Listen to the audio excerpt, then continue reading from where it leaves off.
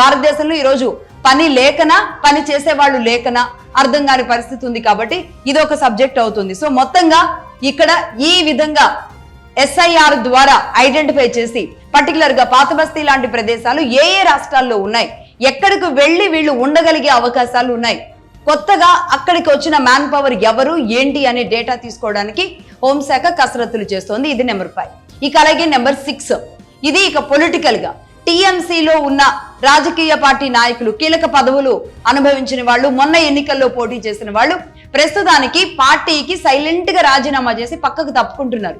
ఎందుకంటే ఎక్కడ ఎడు తిరిగి మళ్ళీ వాళ్ళ మీదకి వస్తే కేసులు పడతాయో అని ఇప్పుడు రాజకీయ సన్యాసం తీసుకున్నట్టుగా కనిపించడానికి, లేదంటే ఆ తర్వాత వీలైతే బీజేపీలోకో లేదంటే అక్కడ ఉన్న కాంగ్రెస్ లోకో లెఫ్ట్ పార్టీలోకో మారడానికి ప్రస్తుతానికైతే రాజీనామాల పర్వం టీఎంసీ నుంచి పెరుగుతున్న పరిస్థితి కనబడుతోంది. ఇదే బెంగాల్లో రైట్. ఈ 6 అనేది ప్రస్తుతానికి చాలా కీలక అంశాలుగా వెస్ట్ బెంగాల్ నుంచి జరుగుతున్న పరిస్థితి ఉంది. ఇది ఎపిసోడ్ 2, బెంగాల్ ఫైల్స్ ఎపిసోడ్ 2. మరో ఎపిసోడ్ లో మళ్ళీ కలుద్దాం. ఇదే వెస్ట్ బెంగాల్ కి సంబంధించి ఇంకా కొత్త కొత్త చర్యలు ఏం తీసుకుంటున్నారు, ఎలా ముందుకు వెళుతున్నారు అనేది ప్రతి వారం వీటి గురించి మాట్లాడుకుందాం, వెస్ట్ బెంగాల్ గురించి పర్టికులర్ గా.